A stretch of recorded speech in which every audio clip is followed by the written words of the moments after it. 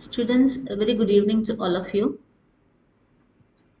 and welcome to this webinar session, which is basically an orientation session for the freshers of Center Bay 2021 batch. I hope I'm audible. So today, before we get to the session, I would like to introduce the speaker of the day, who is Amal Shah, who's an assistant professor at the Faculty of Design, CEPT University, Ahmedabad.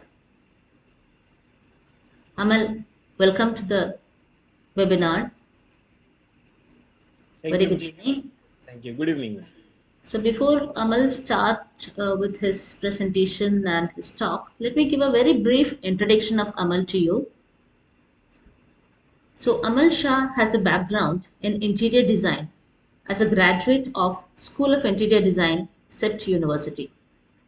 He has a lot of work experience as an interior architect on projects related to residences, hospitality, retail, work environments, and healthcare. He has been teaching at Faculty of Design, CEPT University as an assistant professor since 2012. He has taught several subjects related to technology, history, research, and studio. He has also guided several award-winning undergraduate research theses at the CEPT University on the subjects related to work environments. He is right now working on a project to redefine the way in which history of interior design is taught. He's so passionate about technologies of built environment too. So with this brief introduction, let me invite Amal Shah to give his presentation, which is for our freshers, where he's going to introduce you how to make a house to a home. Yes, Amal, it's all yours. Yes. Thank you so much. So you have raised, the stage with that beautiful introduction. Thank you so much. I hope I am audible properly to all the students and all the participants. Uh, I'm getting a little bit of audio feedback, I think, from you, ma'am. Yeah, thank you. Thank you so much. Am I audible? Good. Okay, great. Thank you. Yes. Okay. So, may I know the background of the students? Are they undergraduate students or are they PG students? What is the background? Undergraduate. Oh, they are now entering the field, so to say. Yes, most of Okay, them. great. Very good. So that's good to know. I've taught undergraduate students almost my entire academic life. So welcome everyone. Let me also give you another introduction from my side. Why, what I'm going to present. I'll also talk about that in a little bit because so I take a subject called History of Interior Design. Now, generally, when you open up any History of Interior Design books in any library, in any bookcase, any bookshelf, what will happen is that you will most often find history which is related to architecture, but it rarely will talk about history which is core interior design history. Because interior design has always been living in the shadow of architecture, that most of the concerns, most of the issues that we deal with day-to-day basis, either in our academic life or in our professional life, they stem from the field of architecture. But very rarely we give time or enough justice to issues which are specific to this particular field of interior design or interior architecture, as it is oftentimes called. So my presentation is sort of an attempt to take you on a little bit of a journey on how a house becomes a home when you look at it from an interior designer's perspective. I am not going to talk much about users or anything. We are purely looking at it from the eyes of the designer. And this becomes very, very important as a means of perception, because you'll be also dealing with clients, you'll be also dealing with your own subset of users in a professional and academic life, and you will have to learn to interpret their needs and their wants and their requirements into your projects. And ultimately residences are such that they are bread and butter for any interior designer in this country, because everyone needs a new house or a redone house every 4 or 5 years. So it's a very common practice to get your house renovated or get it redone every few years, because as generations change, as times change, as technology changes, we will always need changes that are happening. So change is the ultimate constant, but there are certain things that also are constant. So ideas like what is comfort in a house. Generally, when architects talk about, they always talk about spaces. They talk about walls, columns, floor, structure, material, etc. But they rarely talk about the idea of comfort. What makes a house a homey, kind of a cozy, comfortable place? What makes a house a very intimate kind of a place where, it goes beyond the idea of just providing with just shelter, So providing you with the shelter, it is at its fundamental, but a house is a lot more to us than that. It's an emotional attachment. When we are away from a house, if you're traveling, if you're staying in a hostel, and then when you miss that feeling that I'm away from my house, when you are traveling abroad, you're gone to some international location, and when you miss your, you feel homesick, you remember all those small things, and those small things ultimately form your memories, and those memories can become very strong emotional attachments to the place that you have occupied for so long in your entire life. So we we spend most of our time in our houses. Houses, as I was saying, has gone beyond the idea of providing us just with a shelter or a ceiling or a roof above our head in case of weather. It has much deeper meaning. It also has lots of stories to tell. So today my presentation is going to be also about how do you tell a story about a house? And by telling that story, how does a house ultimately go from being a house into becoming of a home? And when I say the idea of a home, I'm talking about qualities such as comfort, qualities of light and air and ventilation, qualities of hominess, qualities of intimacy, qualities of privacy. We rarely talk about privacy within our homes. We understand that it is important to have privacy in our homes, but we never discuss, how to achieve that as interior designers, because most architects are just satisfied by fulfilling primary or secondary kind of programmatic or, user related requirements, but they never go beyond that. Then it comes to the interior designers to actually fulfill all of those requirements, but then it is never taught to us or never demonstrated to us actually how to do it. And we have never seen it also, history has never been taught to us in a way where we learn from history that how people have solved, problems related to privacy, problems related to intimacy, problems related to creating cozy environments and so on and so forth. So people have done it in the past, and that is what my presentation is going to be, that we will be looking at 5 detailed examples which have been created by very famous designers and architects in the past century. And then we will see that how those architects and designers actually achieve the results as I am discussing. So I will share my presentation.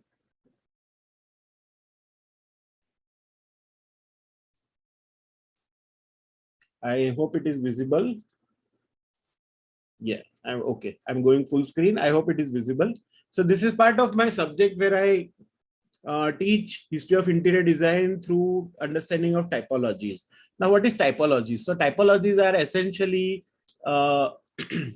types of buildings. So typology word actually comes to us from the field of urban design and architecture, because in urban design, when you look at urban environments, it consists of various different types of buildings. So this word actually comes to us from that particular field, but now it has also become very, very important and popular in the field of interior design also, because we also deal with types of spaces, types of occupancies. So in my subject, I teach the young students of second year history from the point of view of 3 fundamental typologies, which are residential, work, and retail. So covering those 3 typologies, they are the bread and butter for any interior designer, but ultimately and fundamentally, they also represent what we do in most of our lives. So we have a place for shelter, we have a place for work, and then we have a place for shopping and recreation. So those 3 activities pretty much cover our 90, more than 90% of our schedules in our daily lives. So they cover vast amount of spaces, or places that we experience in our lives. So that is what I'm covering as history. And generally, if you look at history of interior design, these kind of things are never discussed. They are generally, go back to the idea of architecture. Not that there is anything wrong with it, but this is a slightly different approach in order to sensitize you toward what is interior design also as a profession. So when students attend my course and after the course is over, they also gain that ability to know the scope of interior design, that when they go out and practice, they will know that, what kind of projects, what kind of spaces that they will be designing in their careers and in their professional lives and so on. So we'll start with the general history of what is house or what is housing as a typology. So if we go by typology of houses itself, categories of various houses. So generally you're used to, learning history from time. When I talk about history, everyone talks about Egypt, 5000 BC, 6000 BC, 4000 BC, pyramids, etc., etc. We are not going to do a chronological or a time-based history. We'll do a simple history where all of the examples that I'm showing you, they might look very old. They might even look outdated also in our current, day-to-day understanding. But all of these houses actually exist right now. So the categorization is not based on time, but categorization of all of these houses is based on the kind of houses they are. So we'll start with the idea of transient dwellings, where dwellings or residences are so temporary in nature that they can be destroyed and built again. And, so this kind of people like African Bushmen, especially people living in Namibia, countries like Namibia, Botswana, and other Southern African region countries, they live in very temporary kind of shelters, and they use mostly local materials like leaves, sometimes animal skin, sometimes bone, sometimes wood from nearby trees in order to create temporary shelters. And in this kind of communities, they don't have sense of individual ownership. So all the houses they create, they are mostly family dwellings or group dwellings, where generally parents sleep with their young children. Sometimes all young children are put together for sleeping, and then one parent or two parents will, sort of protect them and so on. So, but there is no individual sense of ownership. So nobody can say this is my house or this is their house. They don't have that, and they constantly move around. They still live in the age of hunting and gathering. So they don't have any permanent fixed place where they live. So they live in typical this kind of houses which are very temporary, transient in nature. Then you have another kind of a temporary dwelling which is rebuilt year after year after year, and this is also people who are mostly nomadic. And this is, I'm talking about the igloo, which you find in the northern regions of the world, places like Greenland, Canada, and so on, even, going as far as Iceland and some other places also. And this is again made from local materials. It is made from largely ice blocks, and only Inuit people or the Red Indian people of that region believe that it provides excellent insulation against the very cold and very blistery kind of very high speed winds, and it provides a good sense of warmth, even though the material itself is cold. But it is again comparative in nature, that outside is so much colder that even ice also gives you a lot more protection. And they liberally use materials like animal skin, leather, animal fat, etc., all this material to warm themselves up. And they sort of have very, very small entrances only for you to crawl in and go in. So it sort of controls your exposure to external weather elements. And these are also periodic or transient dwellings in the world. Then you have seasonal dwellings. There are certain societies in the world, such as Yanomami people of Central and Southern America. So these people generally live in rainforests of Brazil and Argentina and all these other countries which are nearby the Amazon basin. And they have completely different lifestyle. So what they do is, during the harvest or agricultural season, they will occupy this kind of a community dwelling, which is generally created around a circle. So the entire group of people who are doing the agricultural activity, they will stay here, and then they will do the farming. And once the farming season is over, they will again go back to their individual dwelling. So these are very, very different kinds of activities. We are not used to seeing something like this in India. Very rarely. We do have a concept of farmhouses and second houses, but they are more created for recreational purposes. For them, this kind of houses are a means for their livelihood. Their livelihood depends on this kind of housing being there. And because these are very small communities, I would say, not more than 30-40 people at a time. So they rely on each other for, their well-being. It's not an individual or a family-based effort. Then there are semi-permanent or kind of dwellings, which are Bedouin tents. So Bedouin Arabs in the deserts of Syria and Israel and all these other places, even Jordan also, they roam around in the desert because they are also hunter-gatherer traders, and they have this kind of temporary tents within which they sleep, so they have their lunch and so on. And this tent can easily be packed into a very compact size clothes can be, folded and loaded onto the back of a camel. So even in Gujarat also there are Vanjara people. Vanjara means they are roamers or people who move around. They also use this kind of a system when they are moving around. So this was a very familiar sight even in Gujarat also, where I come from, where because of lack of rainfall and because of lack of agricultural possibilities in certain parts of the state, where it was very arid, very dry, there was not enough water, people used to do this. But because in the last 10, 20, 15 years or so, because of a lot of rainfall and all that, now these people have also started to do sedentary agricultural lifestyle. So they have stopped moving around and they have now sort of started to reside in villages and smaller communities. So this kind of lifestyle, at least in Gujarat, it is going away, but it is still very strong in the Arabian and Levant countries of Syria, Jordan, etc. Then you have semi-permanent dwellings where you have two examples. One is found in America, actually North America, and second one is in Masai Boma. So this is in Kenya and Tanzania. So here these are semi-permanent dwellings, and they are generally signifying a certain type of a climate. So the commonality between both of these regions is that they receive seasonal rains, and both of these communities ultimately rely on agriculture for their livelihood. So the Navajo houses in America and the Maasai houses in Africa, they are both communities, even though they are very separate distance wise, they both rely on agriculture and sedentary lifestyle. And both of these places receive seasonal rains. So hence they have created houses which are sort of kacha houses, and they can be repaired many, many times. They can be they can be redone many, many times, and they're sort of occupied year round. So they are not temporary that way in nature, even though the materials indicate that they are temporary. So this is what we typically also find in Indian villages, where you have kacha sort of houses. So this is the kind of very thematic and very indicative of subtropical regions where some kind of sedentary agricultural lifestyle is being practiced. Then there are other types of houses which are generally made from mud or adobe bricks. So mud and adobe bricks are also very common, generally found in lake beds or river beds.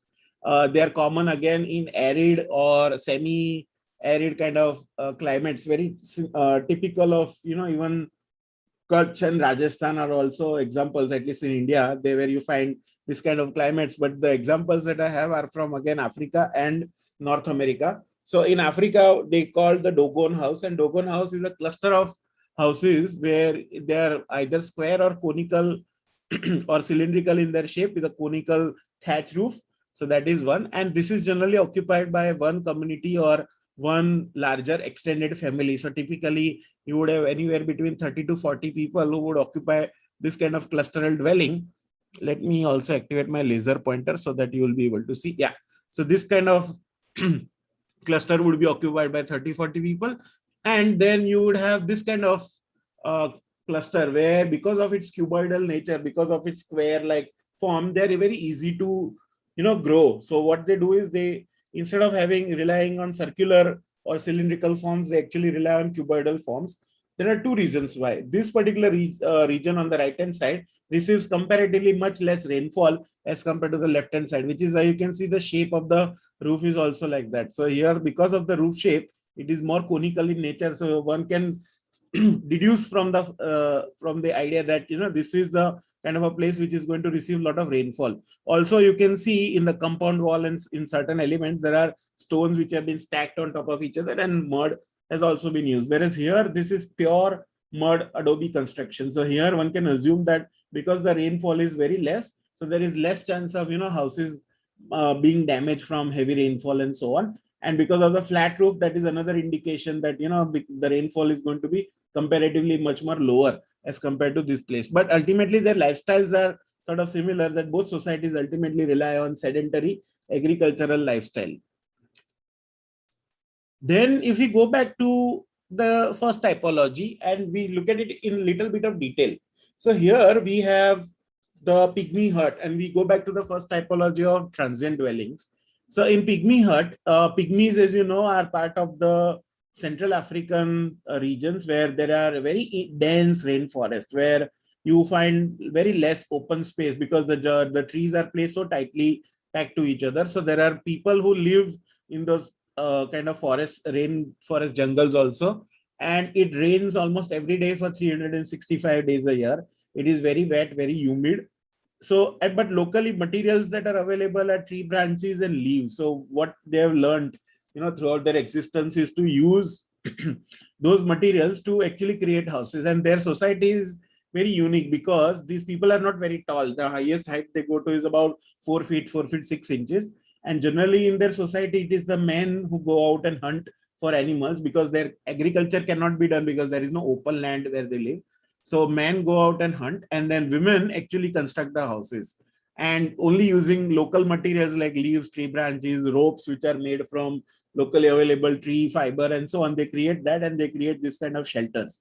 So this is the very, very vernacular experience of what a house can be, using absolutely local material, which is there within a reach of the hand. So they don't, go very far in order to collect anything. And this community also has no sense of individual ownership. Everything is done at a communal level, and you will find this kind of small shelter like houses, because their primary job is to just deal with basic idea of comfort and nothing more. So they give a little bit of protection, and they have sleeping spaces. So that is the primary purpose of the house. Then another example of transient dwelling, but this time in Mongolia. So Mongolia, they have a dwelling called the yurt, Y-U-R-T. And this yurt is generally used even today also to create sort of an unpackable house or an unpackable tent. So this tent in Mongolia, what happens that there are not, the entire feature is, it has lots of open grassland, but no agriculture can be done. So these people are mostly hunter-gatherers and shepherds. So they have very, very large group of animals that constantly moves around with them. They have horses, they have sometimes camels also, they have mostly sheep, goats, etc. So they need a place temporarily where they can stay. Wherever there is water available in those grasslands, they would, pitch the tent sort of, and then they would start staying. And when the water runs out, they'll move somewhere else. So these people never stay in one place at a time. They constantly move around. This example might seem very ancient or very old, but there are still, this is being practiced. And these days what happens that this entire system has been now understood by modern engineers and modern scientists, and they have really taken this idea forward and created prefabricated houses. So even though this technology is almost thousands of years old, but now people have found interest that how do you create a house which can be flat packed. So like IKEA creates flat pack furniture. What if you can create a flat pack house that can be loaded on the back of a truck or back of a car or something like that? So this is that kind of a house. But they also use mostly local materials of local wood, local, lattice-like material, and mostly animal skin to protect themselves against very harsh cold winds that flow in this particular region. But ultimately, this is an unpackable, transferable, movable house. Then you have semi-permanent dwelling. So as we were seeing earlier, this is called Mezakin Kizar in Africa. And these are clusters of 4 or 5 houses. So as you can see, they have created a circular dwelling. You can see in the photograph. And they have placed them in a pentagonal form. Now, this is generally one cluster. Multiple clusters would come together near to each other, and they would have some kind of a common area in between them. That will be a family interaction area or a recreational area. So here what happens, their notion of storage, notion of storing of tools, storing of animals, and storing of grains which they are growing as part of their farming activity is very clear.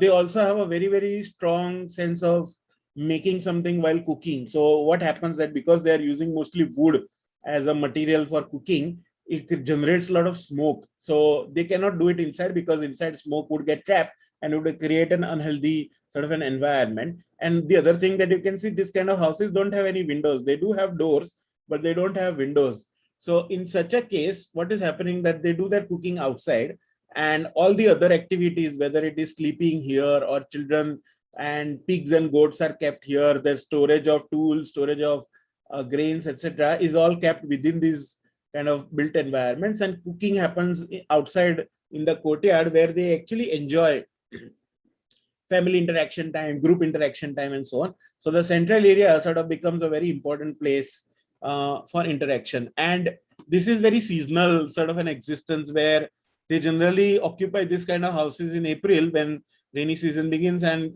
sowing season is completed by May, and fields are tended during the long growing season until November when harvest. So during fall season, when we associate November as a fall, part of fall, generally that is when the harvest starts. Then they store all the grains from November to April, and then again another cycle would start. So this entire house form has been derived from the idea of how agricultural activity works.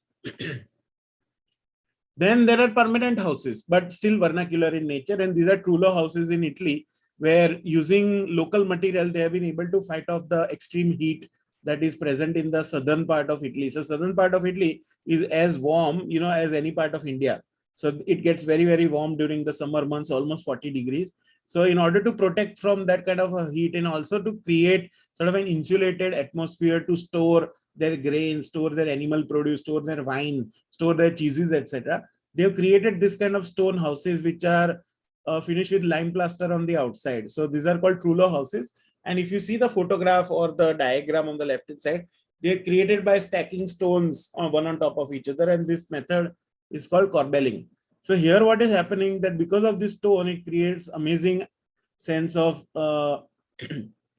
insulation from the outside heat, and it creates a very, very controlled sort of temperature within because of the very thick stone walls that are present. So stone being an excellent insulator against the external heat, it creates a very, very sort of a pleasant effect inside. And if you see outside, very, very tiny, small windows that are there. So this is purely due to climatic conditions. But these people also rely on mostly agriculture and animal produce related activities in their life cycle. So again, the houses are sort of responding to that. You can see in the attic, the above floor, it is mostly used for storage, and the ground floor is mostly used for their common residential purposes such as dining, sleeping, etc. So that was that. Now, all the examples that you have seen till now, they actually exist currently in the 21st century somewhere in the world. So don't assume that whatever that you have seen only happened in history like 4,000 years ago, 5,000 years ago. It might have started like that. We are not interested in tracing the origin of it, but we are definitely interested in that why it is still, in existence today, even, with all the amazing technologies of mobile phones, internet and Wi-Fi, still people prefer to live like this. So that we should be questioning that why are they like that. So they have found a perfect solution to the problems around them, and hence they have been able to create this kind of solutions in order to give themselves shelters. So if we go by history and permanent dwellings, but now we look at permanent dwellings not in some rural communities, but actually in cities. Because city-based dwellings are where we come from, where we reside, whether it's a town in India, whether it's a town with a population of 1 lakh, or whether it's a city like Bangalore or Ahmedabad or Mumbai, with cities with multi-lakhs of population, 50 lakhs, 60 lakhs, 1 crore population. So in those kind of places, what kind of houses can we expect? So if you go by the history here, now this is a specific example that goes back to 2000, 3000 BC. Here we have an example of a courtyard house in Mesopotamia. So slightly away from our own region, but it shares certain common features with what India also has, because the climate is sort of similar and the lifestyle also was sort of similar to where we were at that time. So here almost all the houses have courtyards, and these are generally 2-story houses, because in Mesopotamia they were able to make houses out of bricks. So because fire bricks were very, very common in that time period, in that location, they were able to get access to clay-like material, and then they were able to make either sun-dried or fire bricks, and they were able to construct this kind of 2-story typical houses with courtyard in the center as the anchor sort of an activity, and all the other activities would be happening around it. So this became a very common feature in across almost entire world, including Mesopotamia, even India also, and other regions of the world. But these are all, remember, these are all permanent dwellings. Then same region, but different time period. So these are Islamic dwellings. So in Islamic dwelling, one of the most important notion is related to privacy and visual access.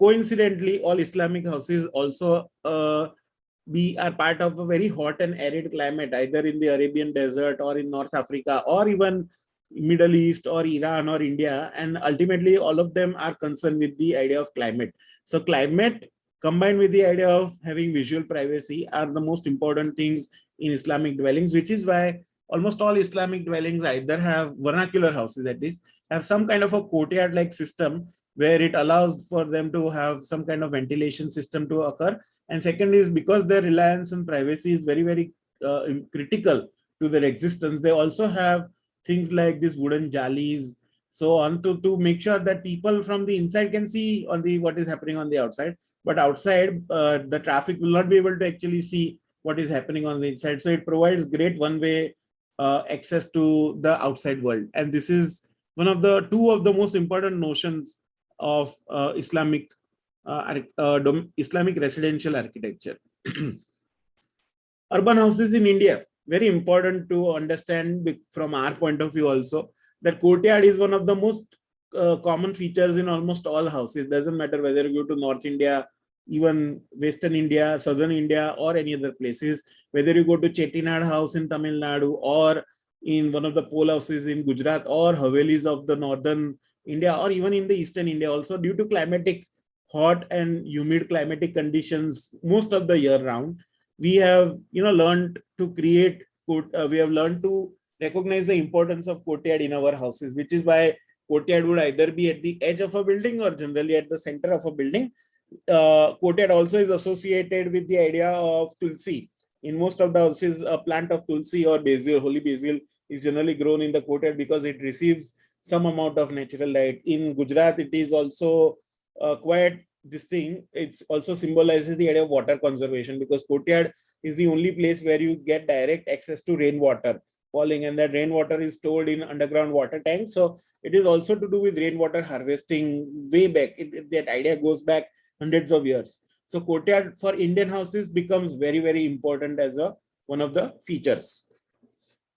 And as I was saying earlier, that urban houses in Ahmedabad, they are known as the pole houses. So pole houses are generally community-based houses. And earlier, what used to happen, that pole houses were developed based on communities, whether those communities were defined by either caste or by profession. So if you have, let's say, this is an example of a Gehry port. So Gehries are generally people who were involved in jewelry making. So all jewelry makers, would come together, all the people belonging to that profession and that particular caste, and they would sort of create a community of houses, and that is how they have been they were known. So there were poles which were dedicated to metal workers, there were poles which were dedicated to clothes workers, there were poles which were dedicated to traders, and traders of not just any good, traders of sugar, let's say, traders of tea. So then you have surnames like chai wala, you have surnames like khand wala, etc. All of them have come from this kind of community, and those community not only became surnames, but they also were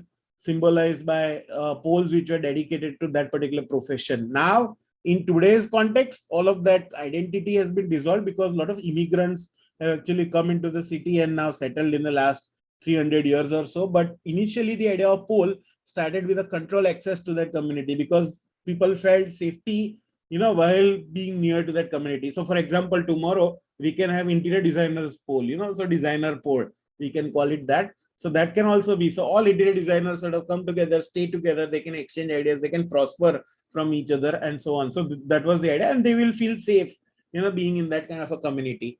But today, because of migration, because of a lot of movement from people from the old city to the new city and so on, the idea of pole has diluted a little bit, but still it retains its heritage value in terms of the way the architecture was created as a clusteral this thing in urban design. So it is a worth study, or worth looking into why poles exist and why they are still very popular mode of living for a lot of people even today also.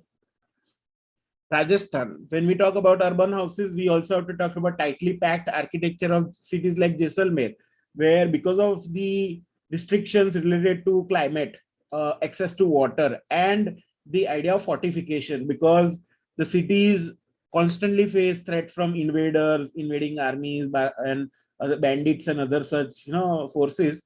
So how towns and cities like Jaisalmer, Jodhpur, etc. have developed. So Jaisalmer is a great example on how, given very tight confined area, even within that they have been able to create very luxurious sort of atmosphere. So even though we might feel very constrained, very tight in this kind of a place, but actually it is an amazing, rich tapestry of how elements like Jharoka, elements like Jalis, elements like, and even places like Havelis developed within the smaller confines where water was limited in excess. The only thing that they had lot of was the Jaisalmer yellow stone, which you see here, and the craftsmen were able to make amazing craft out of that. So those two things were highly plentiful. Good thing was that Jaisalmer actually sat on a junction where important trade routes sort of intersected at that time. So which is why Jaisalmer prospered in the medieval time period in India. But as you can see in the map, most of the map is either yellow and red color. So red color actually came in later when Jaisalmer became a tourist hub. Earlier, it was just yellow, some little bit of purple and blue. So let me tell you what each color represents. The yellow color represents the residential areas. Red represents the commercial area, which recently got there just when the tourists started to arrive in the 1970s. And purple color is the religious area where you have temples and other places. And blue is the palace. So as you can see within the very small area, it's a very small town, but yet a lot of people live there. So this is the old Jaisalmer. There is another city outside, which is the new Jaisalmer, where you'll find very popular set of hotels and all that. But this entire marked area within the fortification is the heritage area, and where all the old buildings, Havelis like this actually exist. But it's a great study again on how permanent dwellings have been created, even though you have access to limited number of resources.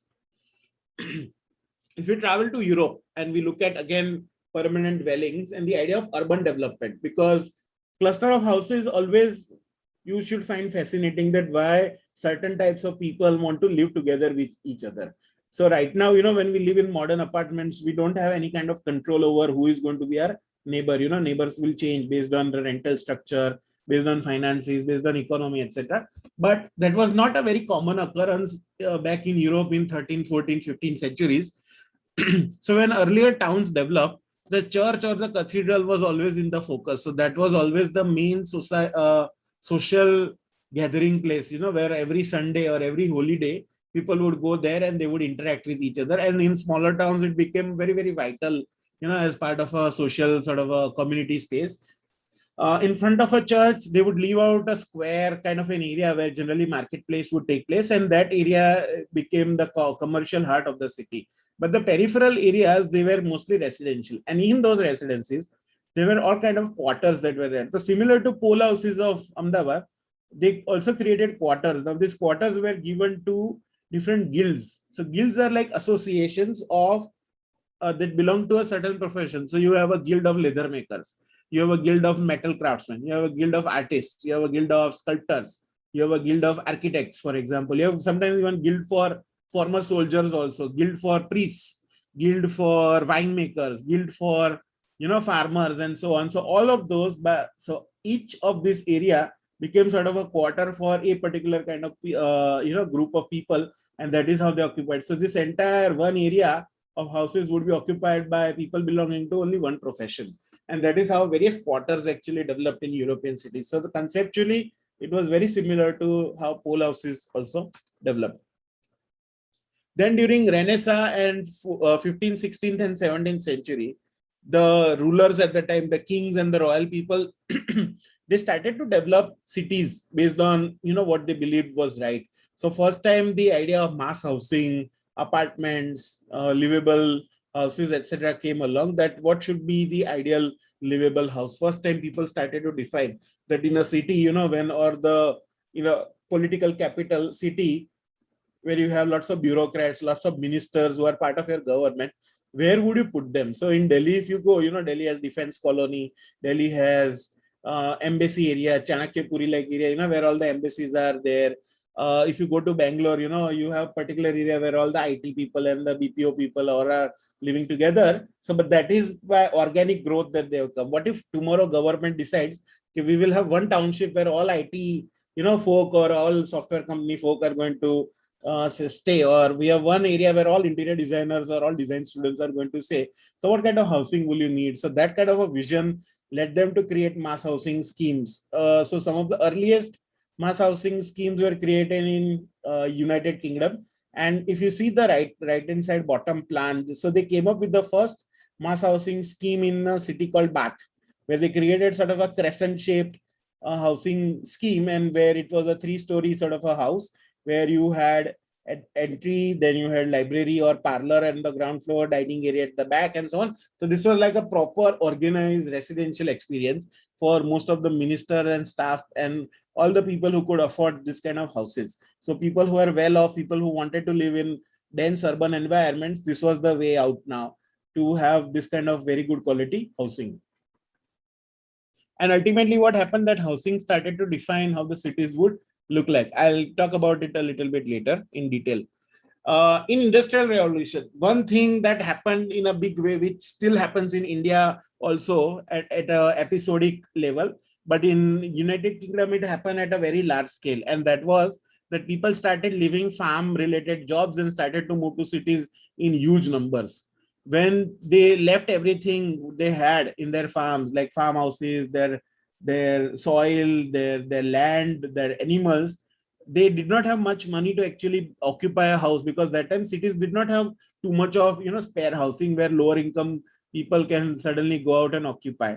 So that time private factory owners, private business owners, even government also created a housing scheme called courthouses. So courthouses has nothing to do with lawyers. It is a typology of a house that was developed in this particular time period. And it was a very basic house with very little access to fresh water, very tiny, small houses, very almost all the facilities were shared. So this was like almost like a chawl or a kholi that you find in houses of Bombay. So this is very similar, and almost all the people who were living in this kind of houses were part of factory workforce, and most of them were immigrants. They immigrated from the countryside and villages in order to settle into this kind of places. So in 17th century, big change occurred in interior design, and that is adaptation of furniture. So before that, people used to only work with what was functional furniture. So functional furniture means that you have one box which can double up as a storage also. It can act as a sitting element also. So that kind of furniture was very common. You did not have dedicated furniture for sitting or sleeping. Sleeping generally was used to happen on a simple platform with straw bed. It did not even have a cotton mattress or anything. But it all started in 16th and 17th century when people started to recognize the idea of comfort a little bit more, and the idea of making furniture also became much more simpler and efficient. So craftsmen were able to churn out more pieces of furniture faster and also at a cheaper rate. So people were able to buy that furniture also for themselves. So initially you had this kind of styles. When you study your furniture design history in detail in one of the courses, I won't go over all of them in detail, but just to make you aware that we started out with something simple, and ultimately this is what shaped the idea of comfort and the idea of hominess within a house, that now each and every space had its own dedicated furniture. When you have a drawing room, you have a drawing room related furniture. When you have a bedroom, you have a bedroom related furniture. When you have a sitting room, sitting related furniture. However, if we go back to the history of industrial revolution, not everyone had access to furniture. Only middle class people had access to, and higher ups had access to furniture. Most of the people, as I was saying earlier, people who were migrating from villages, they had no access to furniture yet because they were just not able to afford. So they used to live in this kind of small courthouses where it did not even have a bathroom. It only had common areas like kitchen, understair, recess, fireplace, bread oven, cupboard, etc. They would have parlor or some kind of a gathering area, and that's it. And in this kind of a place, entire family of migrants would come, from some faraway place, and they would be living. And remember, in that time period, average human age or average life expectancy of a person was not more than 25 years. So you are not expected to live for more than 25, 30 years at the max. So we are talking about 18th and 19th century. So that means that people had a lot more children. Right now, we generally stop at, 1 or 2 children in our families. At that time, people had 7, 8, sometimes even 10 children. So we are talking about large families. And if you have 2 brothers, and then 2 brothers, each one having 6, 7 children. So we are talking about almost like, an IPL team. So that kind of a small house, how do you accommodate so many people? So these people were living in absolutely horrid conditions. And as you can see, this kind of a place does not have any large windows or anything where you can get natural ventilation. So things like cholera, things like, all these other waterborne diseases like jaundice, typhoid, they were very common. And remember, this time period, they did not even have antibiotics. So people were dying like flies. But what it did achieve was that this kind of people, when they migrated en masse, in larger numbers to cities, it provided a very cheap source of access to labor for most of the factories. And children as young as 8, 9 year old were sent to factories by their parents in order to make a decent living, because everyone was expected to work, including women, because otherwise the house that you are occupying is not going to function. You need money for food, you need money for heating, you need money for wood, you need money for in order to buy your groceries like egg, milk, etc. So in order to live well, you need everyone to chip in terms of earning. So that is why this kind of families, this kind of house sort of symbolize a working family, large working family. And this house did not have any infrastructure in terms of luxury or comfort. It was only a place for you to sleep, because most of the people were working here in 16-hour shifts. And it will be either the father is working and father would come home, and the son would have to take up his job at a factory and so on. So this almost lasted for 100-150 years. It is only due to certain revolutions and certain changes that happened in the 19th century that people started to question, and then things improved. So we will come to the improvement, how it happened. But let's look at another spectrum of how rich people used to live. So that was the example of how poor migrants used to live, how rich people used to live. So in Paris, city of Paris, we had apartments which were placed in clusters like this. And generally what happened that on the ground floor, you had all the servants who would be living. On the first floor, as you go up, then you would have on the second floor and first floor, you would have the house owner who would be living, and they were living in relative good luxury. But again, these are the people who were supposedly very rich and then living in this city. The attic and the upper floors were generally rented out to struggling people and artists. So they were people who were unable to make the rent, or people who did not have too much of money. They were the ones who were living in this kind of attic-like spaces. Even today also, if you go to Paris, most of this kind of upper higher level spaces are occupied by people who are solo artists, people who are generally independent thinkers and so on. So that kind of understanding still has remained. So now we have seen two spectrums living parallelly with each other in a city of Paris, where you have rich people living in apartments and very poor people living in cities like London, Liverpool, Manchester, etc.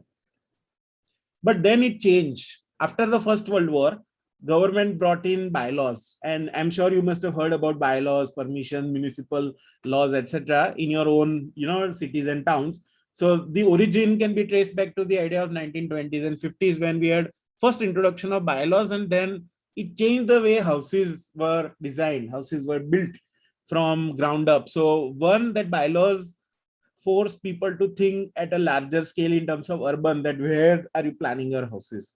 Second, it changed the way houses were shaped, because it determined certain minimum facilities, minimum amenities which needed to be part of a house. So things like bathroom were now mandatory, individual bathrooms mandatory for a house, individual kitchen became mandatory for a house, individual backyard became mandatory for a house plan, and so on. And all the rooms, minimum size of a staircase, room size, etc., was defined by the government laws. So it really changed the way houses were planned, houses were constructed. Even the material was also specified, so that these kind of houses should not catch fire too easily. So fire prevention, community well-being, all of those things were considered, and hence England sort of developed a new kind of a township called terrace houses. So this became a typology, and ultimately this gave birth, even in India also, of joint bungalows, twin bungalows, etc. So this, whatever that British people experimented with in their own country, also was brought to India at some level. And all the bungalow schemes and all the row houses and all that you see, so the origin can be traced back to actually after First World War housing in Britain. Then comes the idea of then war happened, Second World War, and now everything changes in Europe, because all the old ideas are being thrown away from everywhere, and modernism is the most popular notion everywhere. So you have architects like Le Corbusier. Now Le Corbusier is a very famous architect. He has built a lot of buildings in Ahmedabad, so he is very famous here. But across the world also, he created a lot of places. In his native France, he created first mass housing apartment project.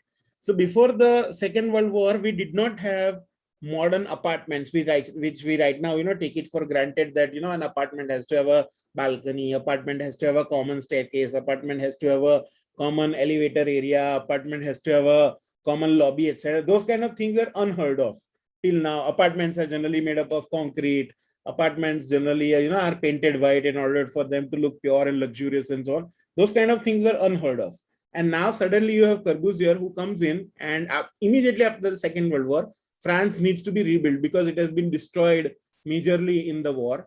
So he comes up with the idea of mass housing, and he gives that idea that house is a machine that you occupy, or house is a machine to live in. So he treated the house almost like a machine, and he created amazing spaces which are to be personalized, which are to be occupied by the people. So it was the people who became the operators of a house, and house itself was a machine.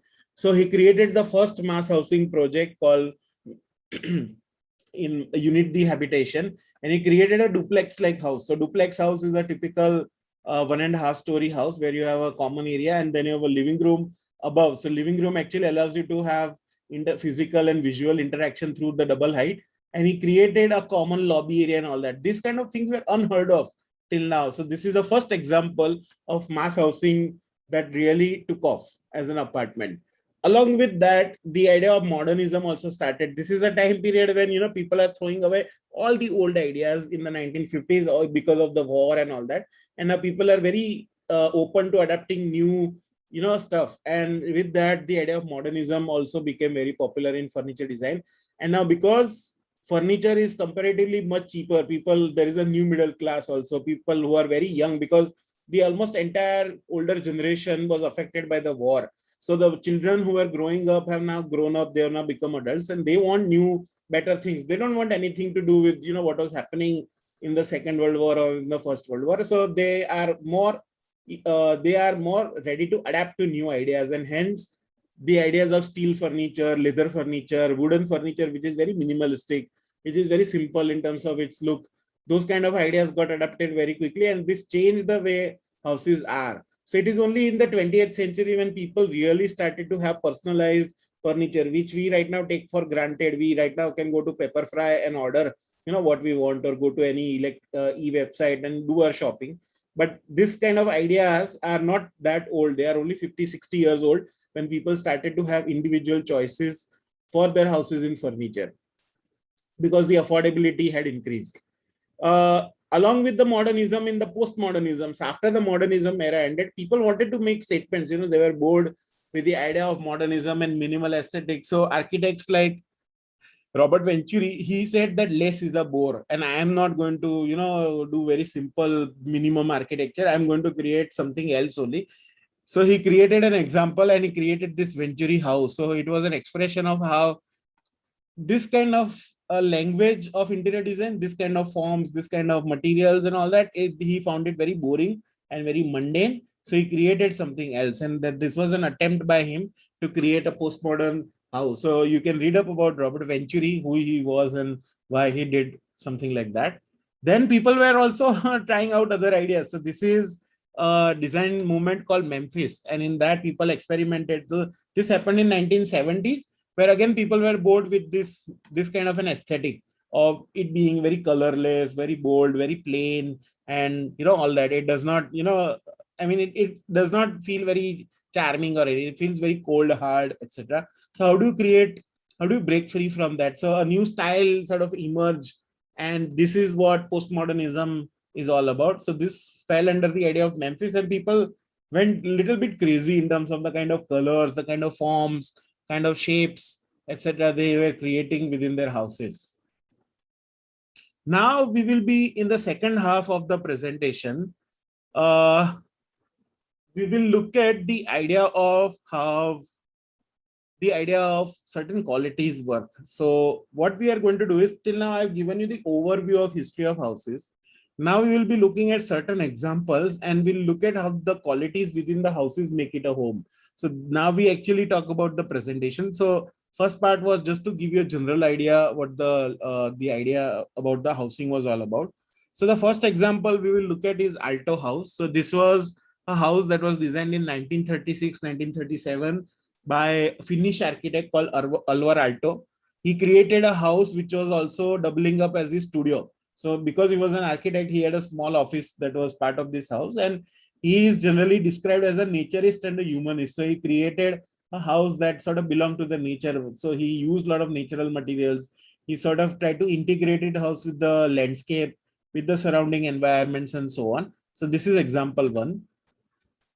Second example is Gropius House. So Walter Gropius was one of the founding members of a place called Bauhaus. Now Bauhaus is the ultimate design school, was the ultimate design school in the world, and almost all the designs that you see, whether it is in the form of product design or whether it is in the form of furniture, industrial, interior, architecture, all of the design in the 20th century can be traced back to the idea of Bauhaus, and he was one of the founding members, an architect. So this is his house that we will be looking into. Then third example, as I was saying earlier, then Shodhan House, which is designed by Le Corbusier in Ahmedabad. It is part of a very, he has done two houses, Shodhan House and Villa Sarabai. So both of those houses are in Ahmedabad, and this is one of the, so we'll look at it in detail on how it works. Then we have another house, which is a glass house. So this is done by Philip Johnson. I need to stop sharing and reshare because it's a video. So just give me a second because I'll have to re-enable the video sharing.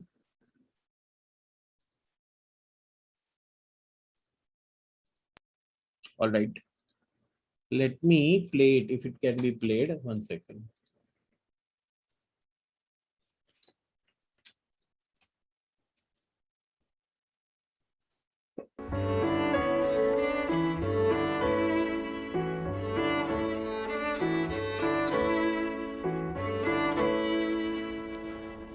To me, architecture is mostly a question of procession. In other words, you've got to enter a group of buildings through a gateway, which we're now at, and as you come in, you explore the whole terrace here and the house sitting in the middle of it. That was the glass house period when I did everything like Mies van der Rohe, strict We lines are like not this, able to and then view inside, which anything you'll see actually. in a There minute, is only went voice. on, 1 second, 1 second. loosened up. I'll have to reshare because it has done something else. 1 second. Sorry. Video sharing is very awkward. 1 second.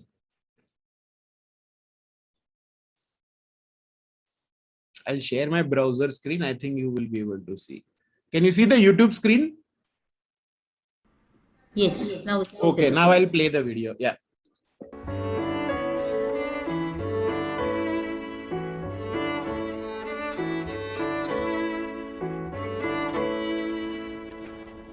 To me, architecture is mostly a question of procession. In other words, you've got to enter a group of buildings through a gateway, which we're now at, and as you come in, you explore the whole terrace here and the house sitting in the middle of it. That was the glass house period when I did everything like Mies van der Rohe, strict lines like this, and then inside, which you'll see in a minute, we went on and loosened up.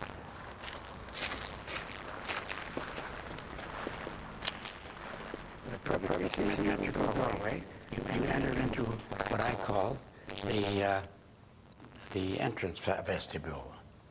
Then you want to go, you step a few steps, an imaginary wall, and as you turn, the world changes because your point of vision goes round and round. It's much like a dog sniffing his way into a room, always goes around the outside and settles around and curls at last in somewhat of a middle or somewhere near the middle of the room and curls up and goes to sleep. The whole house is anchored to that cylinder which pulls everything together from all parts of the house. It's the hearth, but if your back is warm, you'll be very happy. And that is the thing that makes a house a house.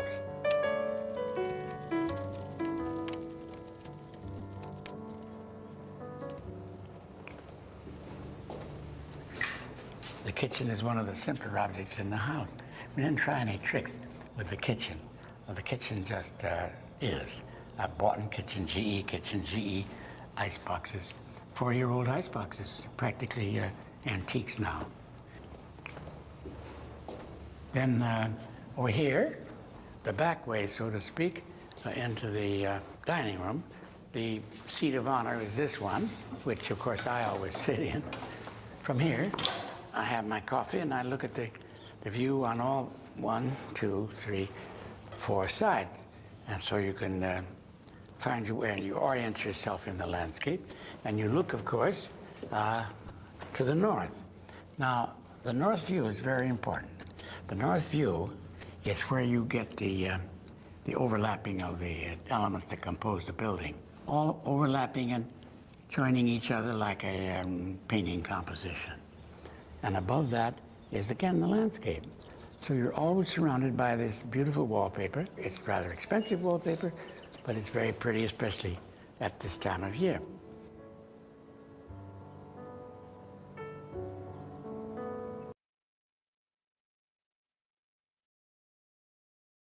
So it was a very small movie. I'll resume my presentation. 1 second. Yeah.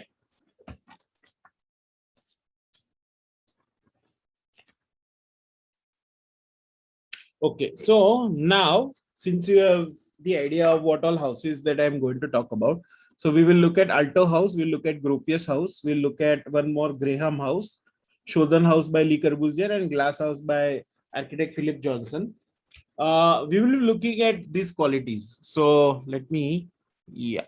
Okay. So we'll be looking at these qualities, which are intimacy and privacy, the idea of domesticity, the idea of light and air and ventilation, the idea of comfort and how it relates to the idea of well-being, and the idea of nostalgia at the end, that, you know, what makes you feel nostalgic about a house? How do you associate certain memories and certain concepts or certain things within a house to the idea of nostalgia? So intimacy and privacy relate to the idea of close association and the state or condition of being free from being observed. So intimacy means a close association. So generally, intimacy is the feeling that we feel around our partners, our family members, our friends, etc., when we are in a house. And the idea of privacy generally relates to the idea that we are in a place or we are in a situation where nobody is seeing us, and, you know, we are completely free in our thought, in our existence, in our bodily, you know, this thing being. The idea of domesticity is about home or family life, how, you know, the idea of hominess, the idea of coziness, etc., comes into the house. The idea of light and air. So light and air are pretty much self-explanatory, that you know, they are what makes a house livable, rather. The idea of comfort and well-being. You want a physical state of ease and a freedom from any kind of pain or constraint, or, you know, anything that holds you back. The idea of nostalgia. It's a sentimental longing or an emotional affection for the past. You know, a lot of times we have old photographs, old, you know, objects, old artifacts, old furniture in our house, and how we associate that with old memories, old, you know, association, old dreams also. And sometimes they could be hereditary also. You know, your grandfather used to occupy a particular chair or a particular, you know, piece of furniture, and now you are also sort of using that. So how does that sort of thing happen? Ultimately, all 5 of these qualities are interlinked with each other. They are not like independent. You cannot have light and air, and you cannot at the same time, you cannot have nostalgia. You need each of them, and they will support one another. So they don't exist in isolation. They all sort of exist together. And this is what makes a house a home. So through these 5 case studies, I will now demonstrate that how all of these exist sort of together, and how they give that idea of hominess, or how they make a space or a shell or a shelter more livable and more sort of your own, you know. So they don't remain just like hotel rooms. They become much more than that. So first we'll look at the idea of Graham House, where Graham House, the idea of intimacy is seen in the scale, that when you enter the house, you have to climb the staircase. So the person who is going to be standing at the top of the platform somewhere here is going to see the spaces or the, you know, the front of house in a very different way versus the visitor who comes and has to climb the steps. So the person who is actually standing on the platform is going to get a better view, and, you know, he is going to feel some kind of closeness to the house because of the lower roof.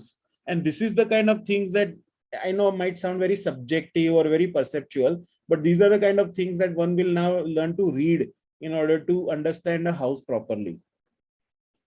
Even the idea of privacy and intimacy. If you look at the windows, they are sort of facing away from the way you are sitting. If you look at this particular person in the photograph, the window is at its back, not in his front. So this particular window will allow me to see who is sitting in the sofa, but they will not allow me to actually see, what this person is doing. So that way there is a little bit of a control, that happens. So it also allows you to filter the inside and the outside in a very clear way. So even though I am inside, I can physically see, who is sitting on that sofa, but I will not be able to tell what exactly activity that they're doing. So it sort of gives you a limited sense of privacy. It won't completely cut you off in terms of what all activities that you're doing, but it will give you a reasonable amount of privacy. What if the sofa was, facing us, and now that person was sitting? So then it gives you zero privacy.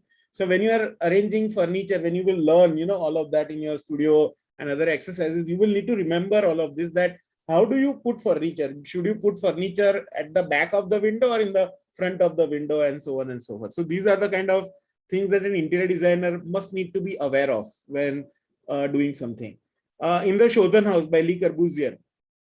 So the idea of privacy is multi-layered. It is not a single layer. There are actually layers. So the first layer that happens is through the windows that you see. The second layer that happens is through the furniture. Again, if you see the doors, they completely open out, and they sort of, it allows the living room or this kind of spaces that are to merge with the outside and the landscape. But if you see the orientation of the sofa, it is facing opposite of the doors. So that means this person who is sitting in the sofa, and people who are, people who are sort of in response, the other sofas which are arranged in response to this particular sofa, they are in a way visually connected to the landscape, but physically they are sort of disconnected from the landscape. So it allows for people to see what is happening outside, and outside people to see what is inside, but it does not give you a complete total access. It sort of cuts you off. So because that person is sort of sitting opposite of the window, this is what is created. Then also there are use of translucent curtains, translucent screens, the way the furniture is arranged, and so on. It sort of creates a difference. Now, this is one set of furniture. Look at this particular chota sa bed. So this particular bed is facing towards the door. So what happens when this door opens?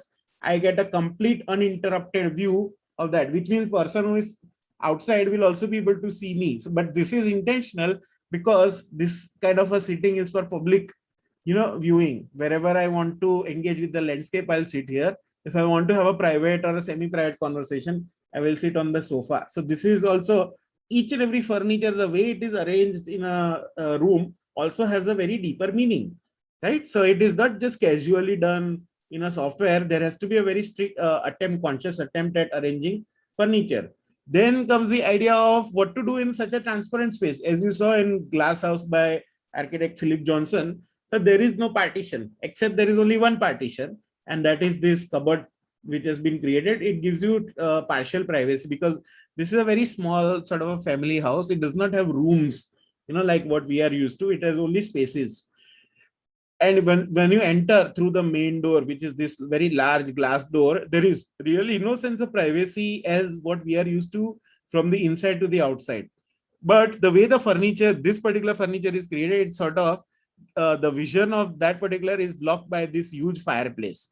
So what is actually happening, that people who are sitting here will be cut off completely, versus people who are sitting on these two chairs will still be able to see what is happening outside. Same for the bed. People who are sleeping in the bed will be able to see from all three sides, but one of the side which is facing the living room will be completely blocked off. So the bed will be somewhere behind this cupboard area, and that cupboard will sort of act as a partitioning or screening element. So this kind of a house literally has no walls, and yet it provides minimum level of privacy. So where does this idea of privacy come from? It cannot be imposed upon by the designer. Ultimately, you will have to understand the need of the user. So here, the users or the family who was living must have asked for something like this, and hence the designer did it. Designer did not do it out of his own or his or her own wish. It is very, very a conscious sort of an attempt to do something like this. Then the Alto House, as we were saying earlier. So here the usage of colors, the scale of the opening, you can see a platform here behind the piano. So piano also being there, piano is sort of facing the window, and it is very close to the studio space. and the noise. So it sort of becomes like a connecting element, even though it physically does not connect, but the sound of piano is also going to travel into the back area, into the studio. So that will become a very important sort of an element within the house. And as you can see, piano is not aligned in terms of any furniture. It is not aligned to the sofa. It is standing against the sofa. It is not even aligned to this particular chair. This chair is diagonal in placed diagonally, but it is, so it sort of stands as a free standalone sort of an element, and it allows for sound to travel in all directions. So person who is going to be playing the piano, they are most likely going to be the center of the attention, because the piano has been arranged in a certain way that does not conform to any other element like a chair or any other piece of furniture. So that way it is very good. And you can see the seating which is close to the ledge. So people who will be sitting here will be sitting very casually, because this does not have a backrest and all. So people who want to just have a very quick chat or a very quick conversation will be sitting on this kind of a ledge.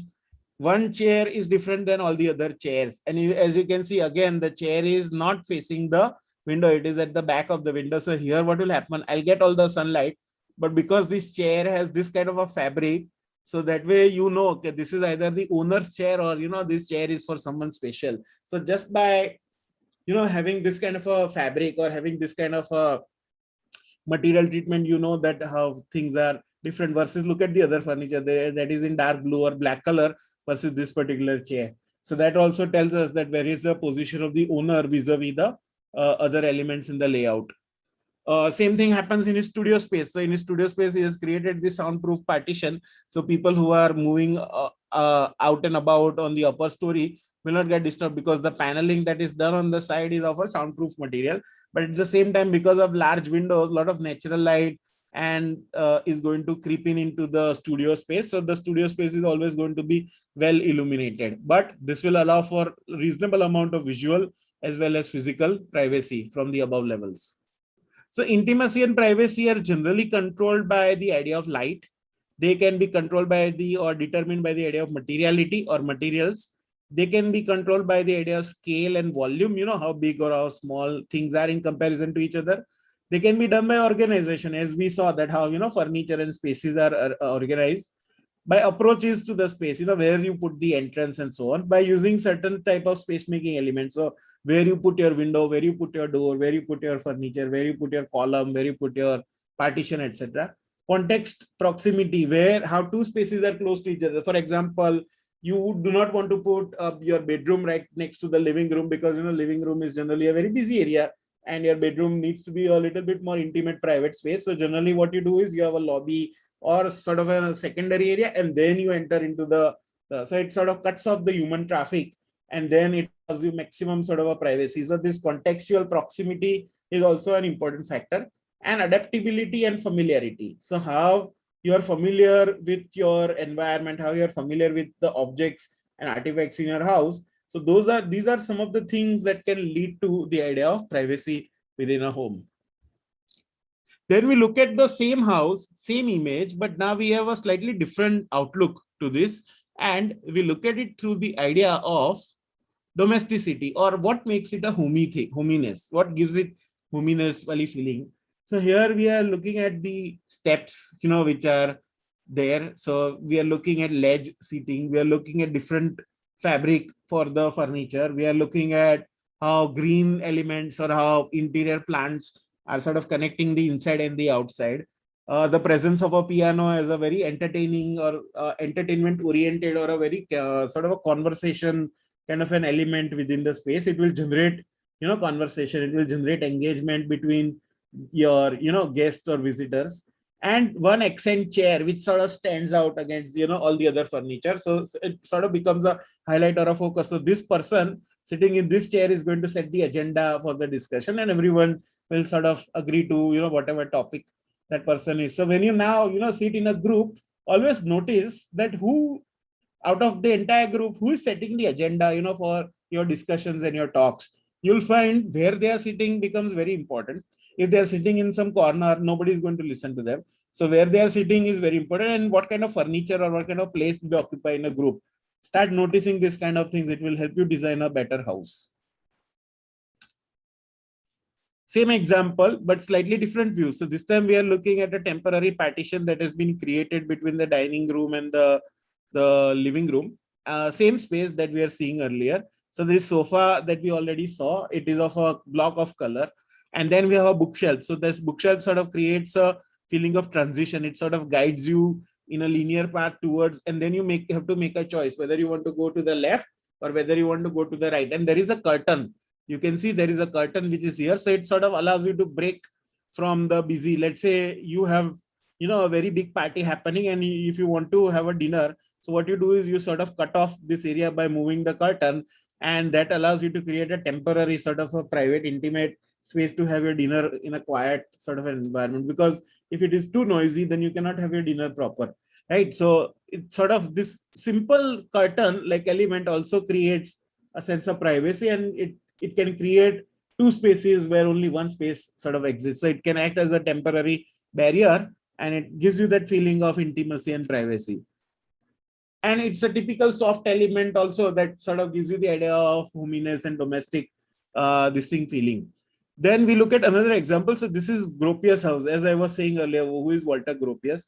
So this is one of his study rooms, or one of his thinking rooms, where this is one chair, and as you can see, this chair sort of stands out against all the other furniture in the house. There is two side tables. So one would be for books, other could be for drinks or a cigarette. There is very famous artwork that is slightly asymmetrically put. It is not symmetrical. This is again very much like Walter Gropius, where he does things in a slightly asymmetrical way.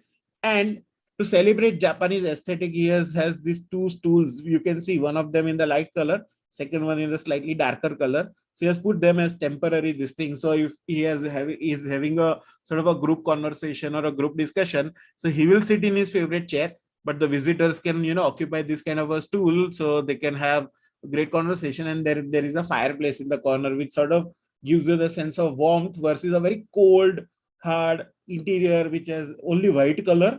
I know this is a black and white color, so difficult to perceive, but trust me on this. And then you have material like stainless steel, etc. So this fireplace sort of creates that warmth feeling. So this is how the idea of domesticity is enforced in a house.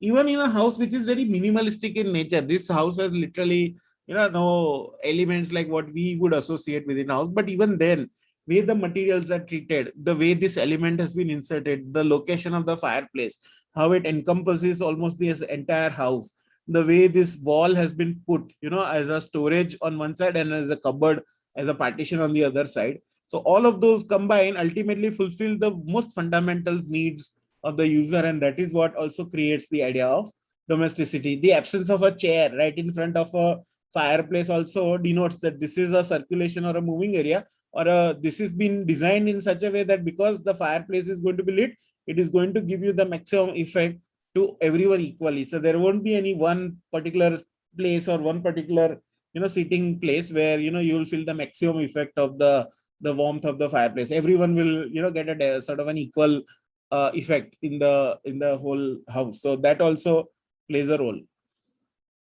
Then this is another example of Graham House by Arthur Erickson.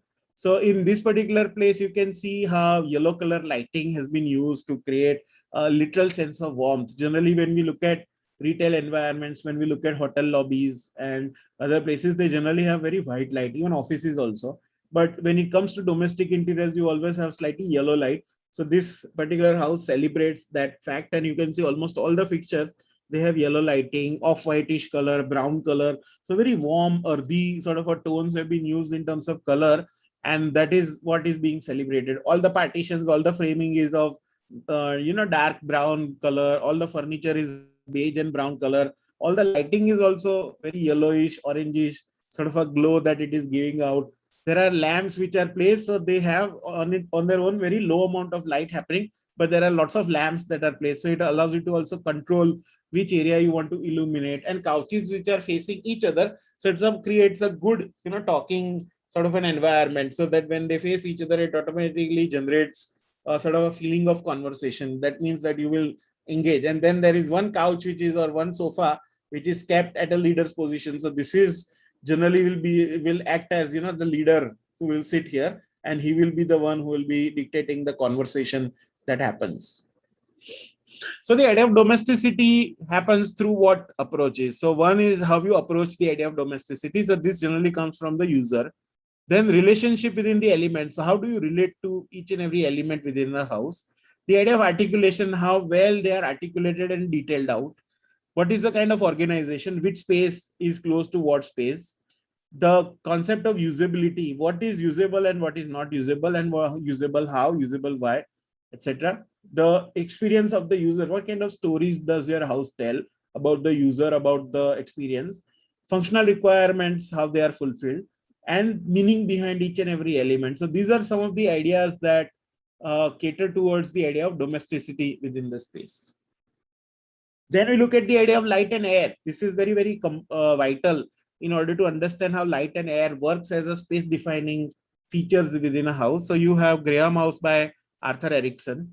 And here we have facade, which is sort of diminishing or creating an artificial division between what is inside and what is outside. So here, what architect has done is he has used natural materials on the outside, and he has sort of tried to incorporate this large boulder or large rock directly into the house. So this large rock and this growth and all that you see is mostly natural, and it is sort of now part of the house. So, but there is still a distinct division between what is inside and what is outside. So this glass facade sort of cuts that, and it sort of also creates a sort of a barrier and contrasting lighting condition between what is inside and what is outside. So as you can see, the inside is very brightly lit during the evening, and the outside is lit, but it is very dimly lit during the evening time. So it also creates a sort of a contrast. Then this is another example by architect Frank Gehry. So Frank Gehry has created his own house, and he uses also light as a volumetric element. He uses light to actually define the space. So his kitchen is sort of open to sky, where skylight directly comes into it. But because he has used a lot of white color, a lot of light mint color, green color, light blue color, etc.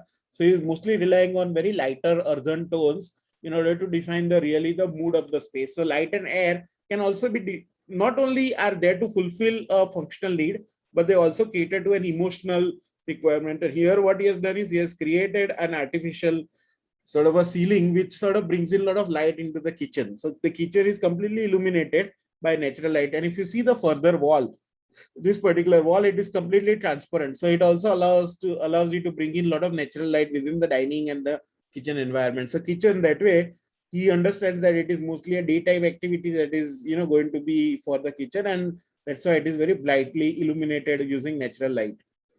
In his other spaces of the house, he actually plays with light and creates a grid using light and shadow. So he has used this pergola jali-like system, and when the sunlight sort of falls, it sort of creates this kind of an element. So it creates a pattern within a house because of the shadows that are being cast. So sometimes when you are dealing with a plain space, this can become a very interesting tool for you to explore, because the sun is always going to move, and it is going to create an ever-changing pattern within your house. So this can be a wonderful tool, and that is what he has done, that without having a pattern of its own in terms of material, he has brought in light and then create a pattern on wall and floor.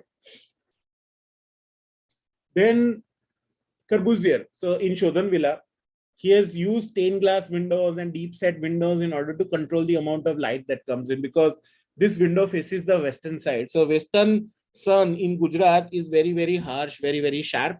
Generally, what happens is that if you expose yourself too much, you will get uncontrollable light. So, in order to control the light, what he has done is he has provided very thick walls, and he has done deep set windows, and certain windows are of a stained glass. You can see blue, reds, etc. So what happens when light comes through it, it sort of creates a blue glow within, and then it sort of throws in blue color spotlight or blue color patch light into the space. So it creates a very interesting drama of an effect. And this is one of his iconic design features that he has learned to experiment in a lot of his buildings, where he uses stained glass and deep set windows in order to control the amount of light that comes in. So light comes in, but the heat is sort of cut off. So it's a very good innovation in terms of what light can do.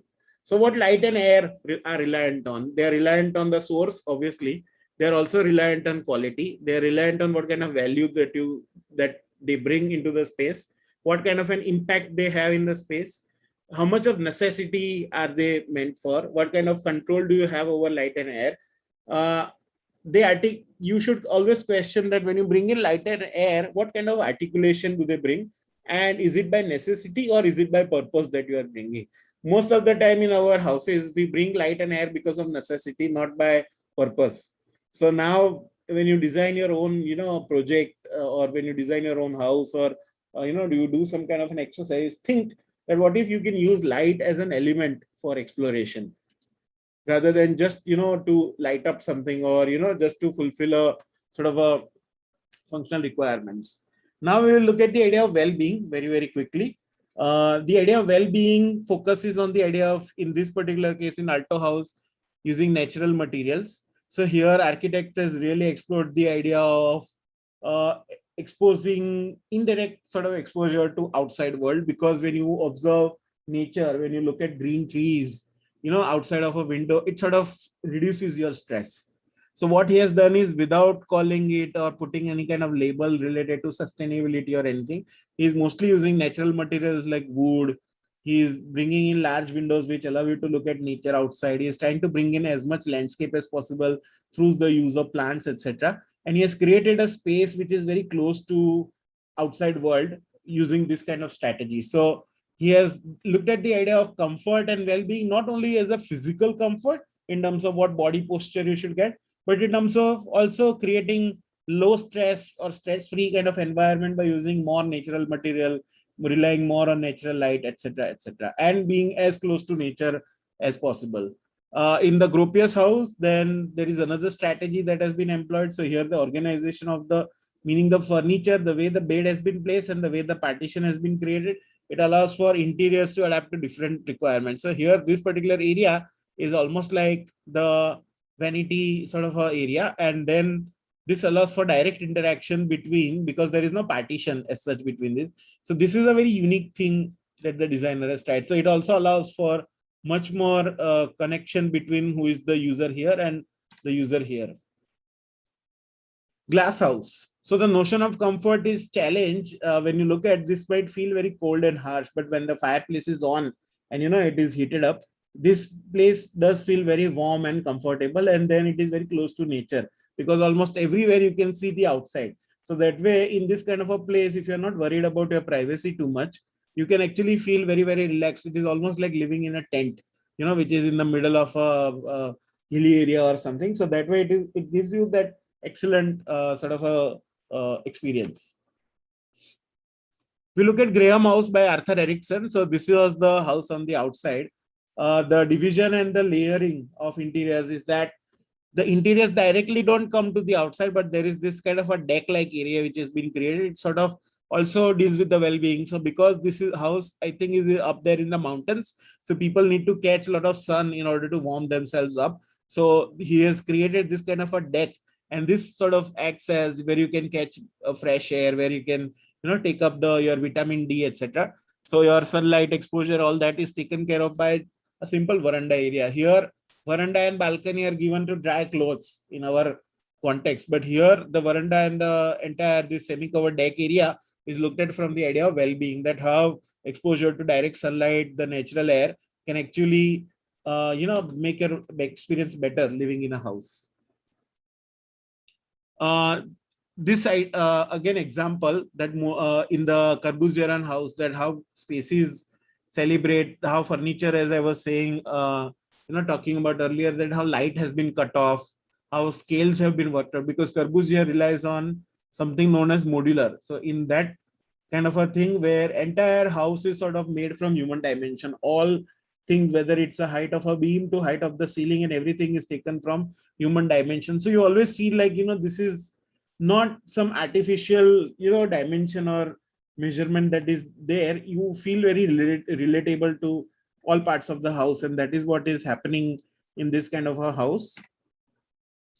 So well-being and comfort, how are they looked at in residencies? So they can be looked at through the idea of intimacy, the idea of adaptivity, how the idea of comfort has actually evolved in the world, how the idea of organization has come, how the idea of continuity gives you the idea of comfort and well-being. How technological changes might occur, but you still stay true to the idea of comfort and well-being. How the idea of convenience also leads to the idea of comfort and well-being. how balance of activities and accessibility also leads to the idea of comfort and well-being.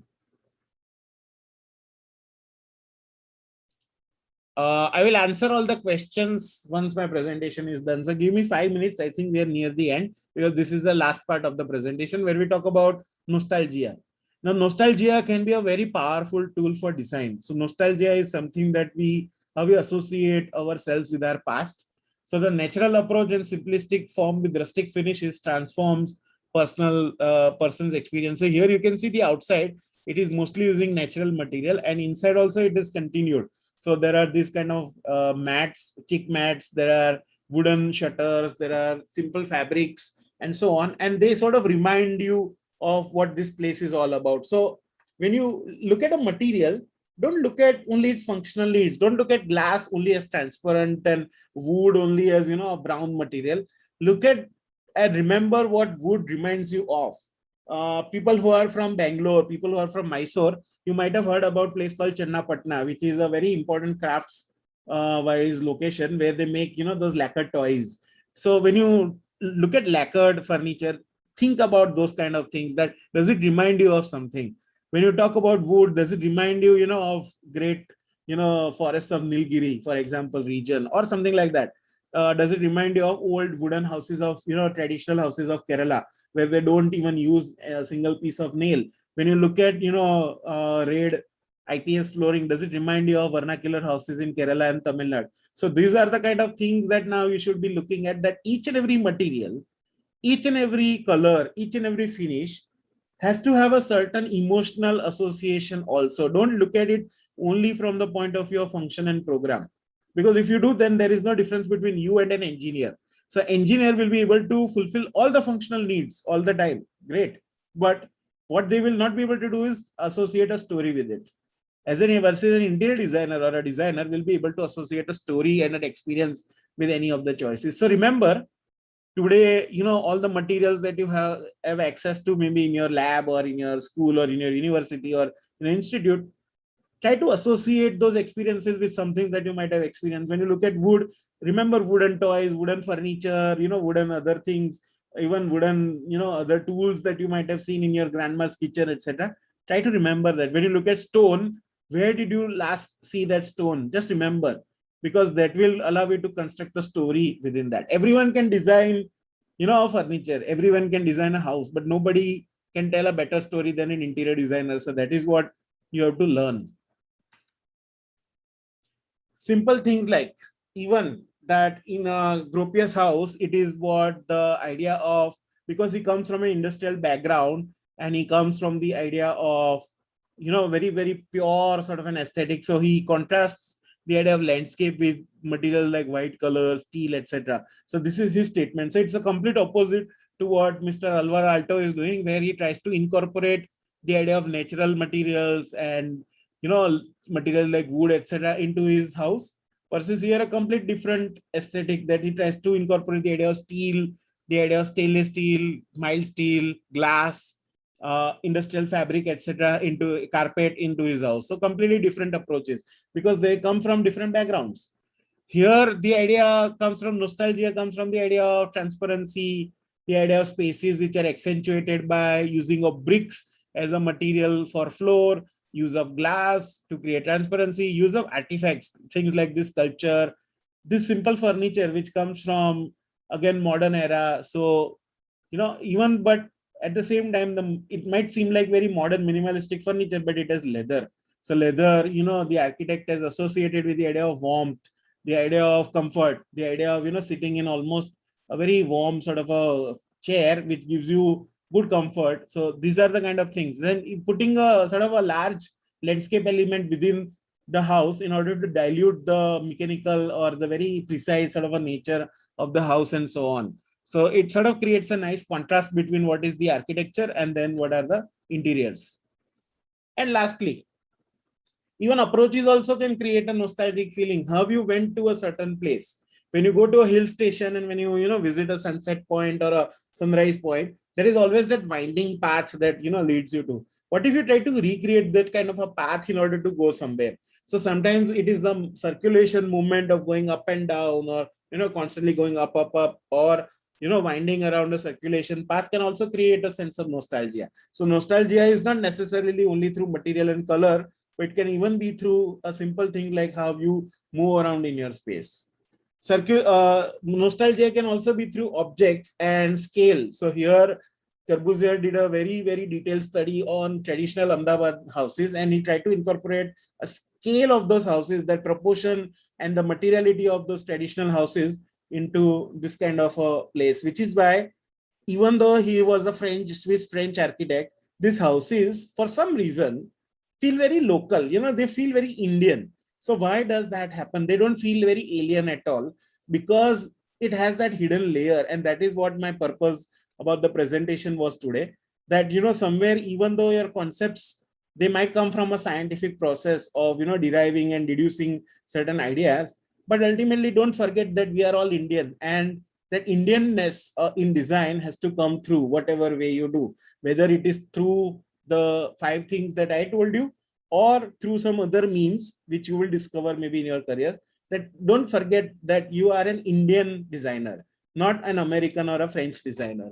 So how do you look at nostalgia? Nostalgia can be through approach, nostalgia can be through context, nostalgia can be through scale, nostalgia can be through hierarchy, we saw. Nostalgia can be through continuity, nostalgia through material, engagement of senses, through the idea of connectivity, and through the idea of lighting. So these are the kind of things that sort of remind you of what was and what can be. So thus I end my presentation. Now I have one question. Sir, since we are talking about, so Muhammad Sufyan has asked me that we are talking about light, wanted to know what material glass panel were used in Burj Khalifa since Arabia.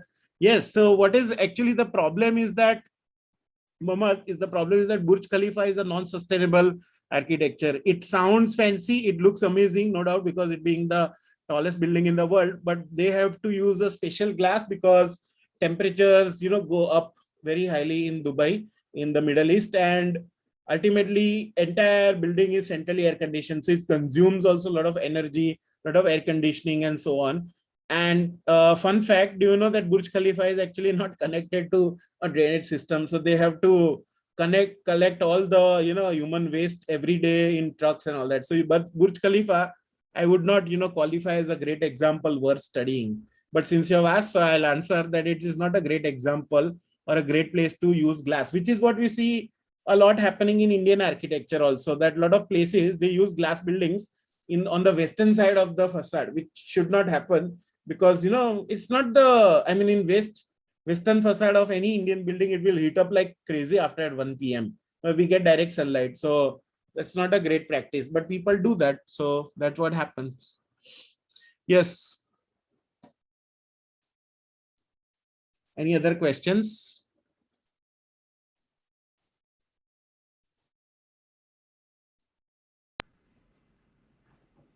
Students, any questions? You can either type it or you can raise your hand. So I have one more. I think, Sneha Nair. Ma'am, can you please mute yourself because I'm getting echo? Thank you. So nowadays, Neha is asking that nowadays people use different colors to describe their house. But could you please if there is any specific color which gives the feeling of nostalgia? It comes from your childhood. I cannot dictate as a formula. There is no scientific formula which will. But tell me, Sneha, you can type in the answer. What colors remind you of your childhood the most?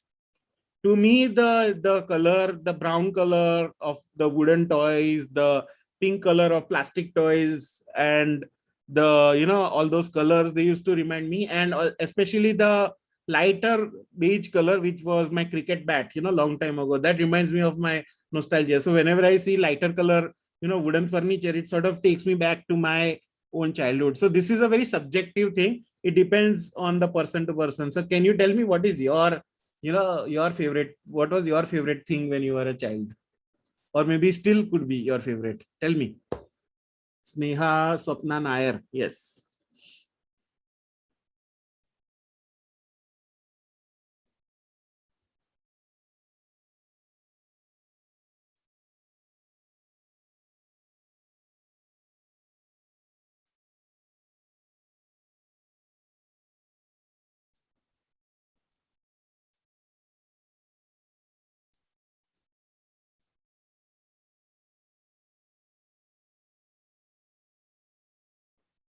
Hello, Sneha, are you there?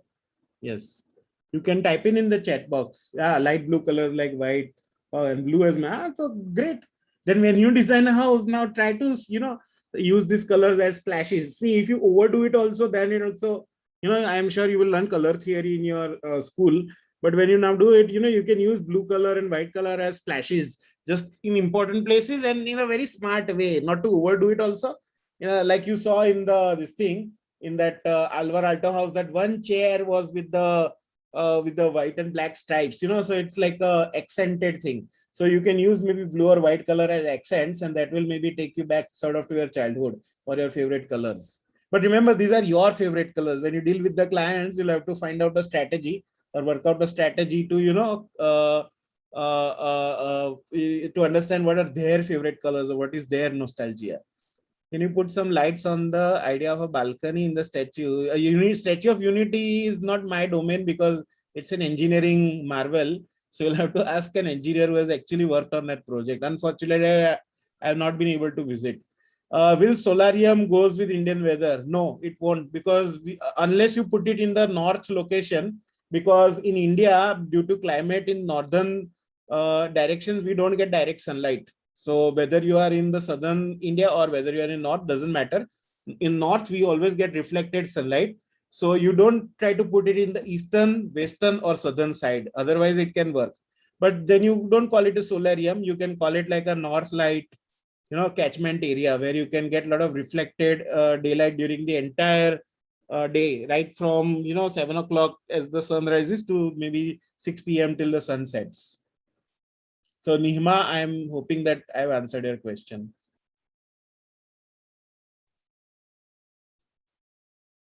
Sir, this open kitchen concept is, well, it depends on your client. If your client prefers privacy, then no. A lot of Indian cultures, are very touchy about the issue of privacy. But modern apartments, people who are, adapt things from Western culture or, are more open and they want to entertain guests, people who are very young, they prefer actually open kitchens because it allows for a lot more interaction. Because when you're cooking, then cooking is not an activity, it becomes part of a process. So when you're cooking, you can actually engage, with your guests, you can engage with the other family members. In a closed kitchen, that is not possible, because in closed kitchen, cooking is purely an activity. Whereas in open kitchen, it becomes part of a social process also. So just imagine that you are cooking, your favorite pasta, maybe in the open kitchen, and then, somebody sitting opposite you actually also you can converse with them. Otherwise, in a closed kitchen, who knows what you're cooking? Nobody will get an idea. Only through maybe some smell or, that kind of a passive engagement, I will know what is being cooked.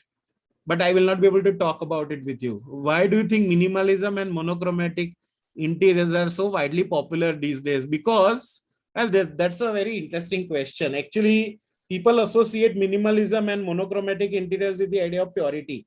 So generally people look at that, how do you create a non-confused, pure, simple, clean aesthetics, and that is how the idea of minimalism and monochrome interiors have emerged as very popular.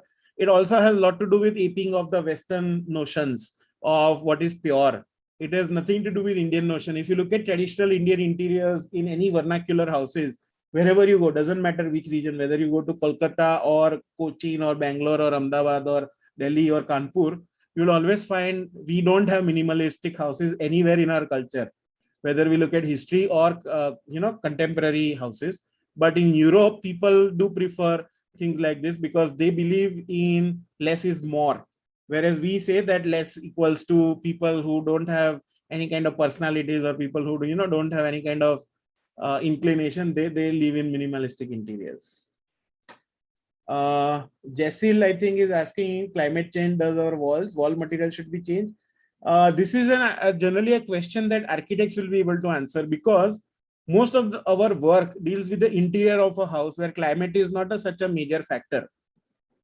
So people who work with the idea of sustainability, people who work with the idea of climate responsive architecture will be able to deal with this, because climate response is not only dealing with the color or the material of a wall, it is also how walls get constructed. If you use brick, it is a very high carbon material, so generally it should be discouraged. But that is my viewpoint. I am not an architect, so I cannot really say anything much with great authority. But somebody, let's say like an architect like Anupama Kundu or Chitra Vishwanath, they will be able to answer this question much better than me.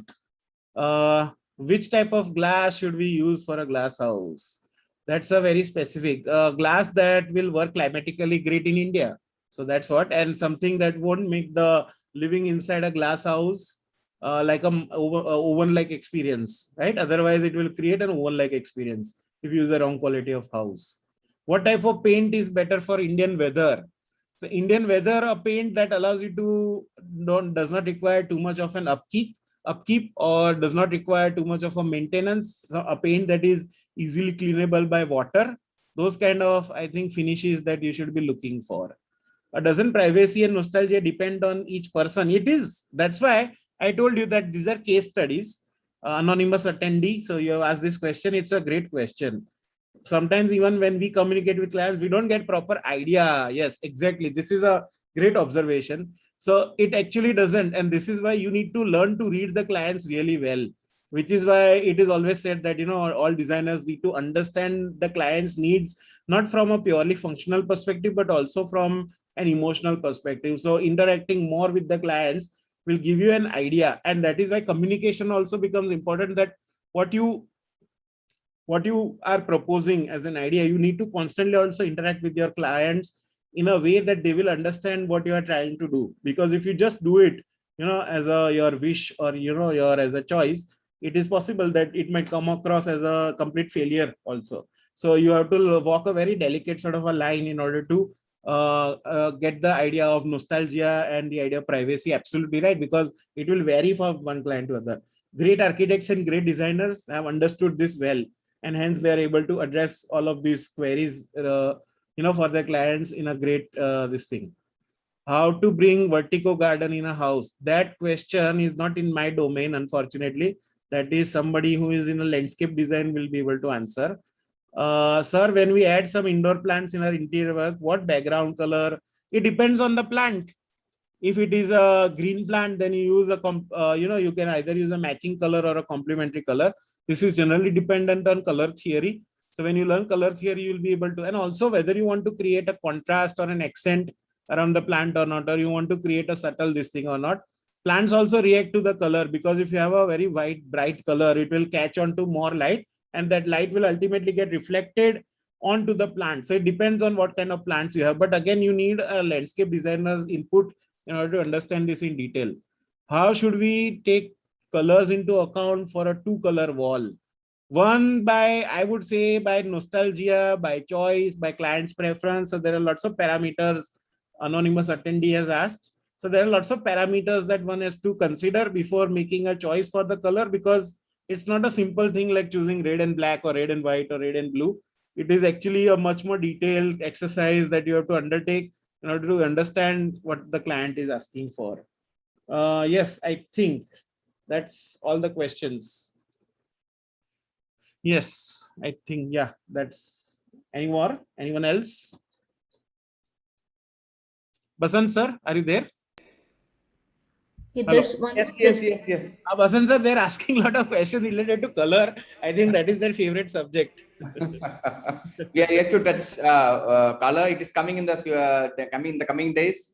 Yes. So someone will be talking about color soon. Color, and also you might want to also address the idea of interior landscape, because a lot of these questions related to plants also are coming.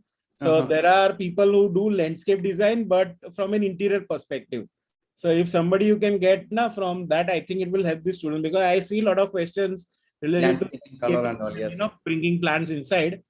But my only this thing would be, and this thing to you would be, I know it's unwanted advice, most likely, is the fact that if they're aware about the idea of biophilia a little bit, I think it would help them frame this entire thing in a better way. Because otherwise, for them, otherwise it will become only fashionable, just to put plants and all. But if it is associated with some kind of theory or some kind of this thing related to sustainability or well-being, it can be better. Anyway, chalo, yes. So Nandana Prakash is asking me, is there any dark color which gives more space? No, actually, Nandana, in your second statement, you are right. There is no dark color which can give more space. Color is based on perception. So have you used dark color as a surface material, as a surface color, or you have used that as an accent? It depends.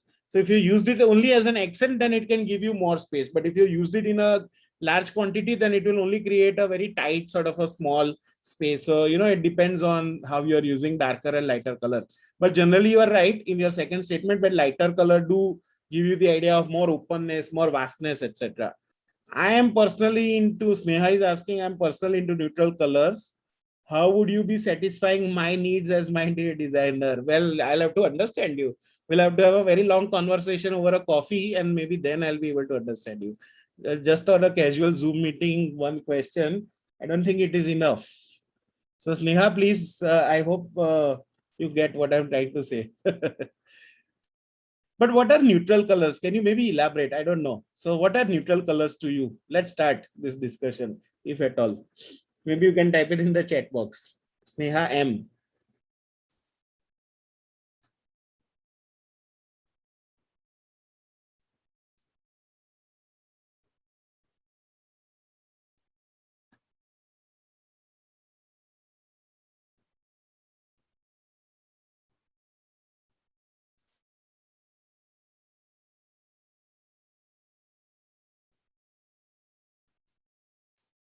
Very light in color. Okay, so what you're talking about is pastel colors, largely, right? See, the problem with pastel colors is that they don't give you enough contrast. So generally what designers do is they use pastel colors with some kind of an accent color, which is also part of the lighter color library. So you can have pinks, you can have sky blues, you can have light blues, you can have baby blues, etc. So they use that. A lot of people do use pastel colors in combination with white also, because it also gives you a different kind of a feeling. So what you should be looking for is that which pastel color work with what color. So like what Basant sir is saying, you'll have a class on color, some session on color, and that person will be able to answer this question maybe better. But again, go back to your nostalgia. I used to love strawberry raspberry dolly back in the day when Vadilal company, ice cream company, used to make. So my favorite color is maroon because it used to come in that color. So for me, whenever I look at dark wine color or maroon color, I sort of go back to that. So for you, if you like lighter neutral colors, pastel colors, what kind of memory do you associate to? And maybe that will give you a clue on which colors to use. Do you like chewing gum, which will give you a light pink color? Do you like mint? Then it will give you a light green color, and so on and so forth. So that is something that you'll have to decide.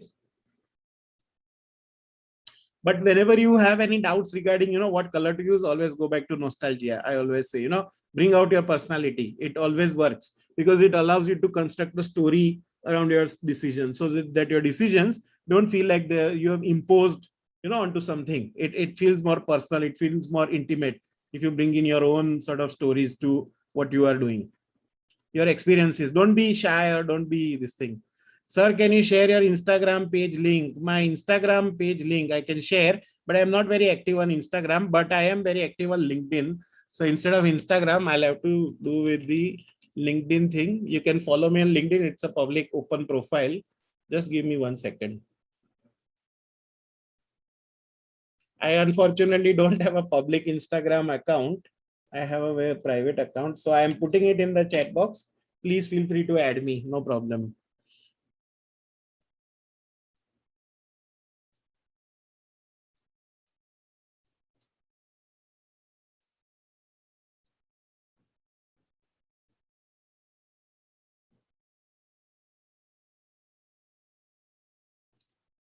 Okay, so I have a question. Why architects using flat roofs in these days? Because of climate conditions. So who is this? 112, sorry. Amal Sultana. Oh, same my name. Wow, very interesting.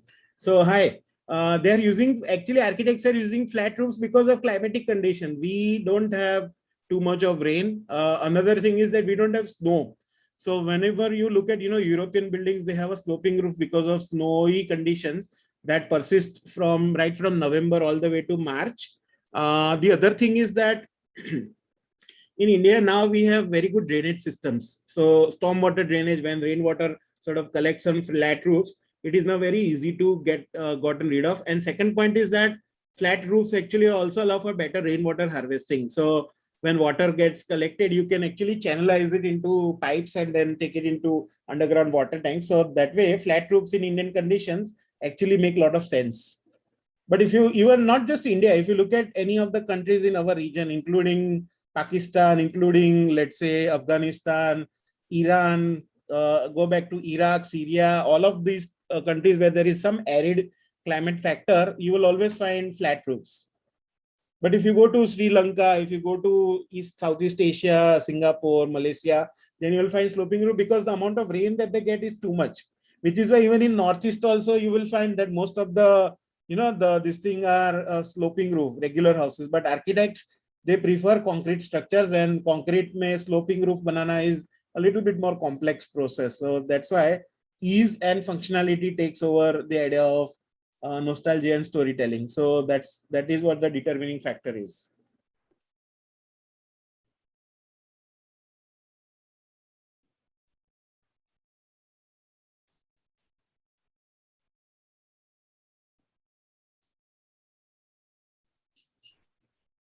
So we'll wind up. This almost 2 hours now. 5 o'clock we started. Yes. Just one question. Nandana Prakash is asking, sir, why don't we prefer wall painting like murals directly on walls instead of painting frames? Is that colors are harmful to the wall? No, actually, they are not harmful to the wall. They're actually, the mural painting requires constant upkeep because you can do it once and then you cannot forget about it. It requires constant maintenance, and that maintenance can only be done by qualified craftsmen. If you try to do it on your own, it won't work out. Whereas a wall paint requires little or no this thing maintenance, and even if it does need repairs, you can call any painter and they will do it for you for a very economical this thing. So it is also not a time consuming process. So it is more practical. But if you see a lot of places which are into thematic interiors, they do sort of wall art and murals and all that. Corbusier, if you look at Le Corbusier's work, whose work I was showing, he used to make concrete murals. So he would create molds and then he would get casted them on site when the project was actually on. So a lot of his projects have RCC concrete murals. So you should check them out. Just type in Google Corbusier murals. You'll get an idea what I'm talking about. But they are sort of a permanent feature and they don't need any kind of repairing. But painted murals require lots and lots of maintenance work year after year, because otherwise they'll get ruined. And once they get ruined, they lose the charm, they lose the quality. So efficiency demands that you paint them, the wall surfaces. The interest and nostalgia demands that you create a mural. So you have to now decide a value, what to do. That do you value nostalgia or do you value efficiency? Okay, we can wind up. Yes, Basant sir. Thank you, Amal. And great pleasure. So last week when I was there in Sept, when I saw that presentation half done by you, then I decided, okay, I'll sit and watch the complete session. That is the reason why I'm sitting here. And okay, it is a very good presentation, Amal. It's very well done. And I know you had the whole team and you were preparing this presentation there. So it came up very well and very informative also. And I think students are still having questions, but because of we have time constraints also. I know. We will have Amal another time soon on another topic. Maybe history of design is what you wanted to talk last year also, right? The history of interior design. So I have couple of more such presentation. One for office and one for shops or retail. So similar presentation where we are looking at qualities of what makes an office work. And so it is a completely different presentation than what I did last time to your students. It is on similar lines like what you saw for the residences, that what makes offices tick and then what makes shops also tick. So if you want, I can give them a complete, picture. So that way, they're well-informed interior designers or well-informed designers. Yeah. So these are freshers. These students are freshers. So when we have that session, we'll have other students also, our seniors. Yeah, no problem. Because this is, the kind of presentation that informs them about the scope. Because, the world is very big, very large, sometimes very complex. So they also need to know where I will be after 3 years, 4 years out into the field. What kind of projects will I be getting? What kind of work will I do? It's very important. So this looks at history and informs them, this is where you are going to be. This is you're going to be a bread and butter, at least. So be prepared, mentally. So students, you are very lucky to have Amal here on this platform for you, because he is coming from SEP, School of Design. He is an interior design faculty, and SEP is well known for their interior design 5-year course. And you are really lucky. And we will try to bring more such people from institutions like SEP and all. So we have another professor from SEP coming next week, Kaulav Bhagat. So you can listen to him also. So thank you, Amal. Thanks a lot for this, your valuable time here. I know today you are very busy, and we were trying to adjust the time also, morning, afternoon, and we somehow try to put it at 5 o'clock. So thanks a lot. You came at last. My pleasure. My pleasure. Thank you so And we much. will have such sessions also for our Yes. other students also, Amal. Yes, very much. I look forward to it. Okay, thank you. Thank you. Thank you. Thanks Goodbye. a lot. Should I leave?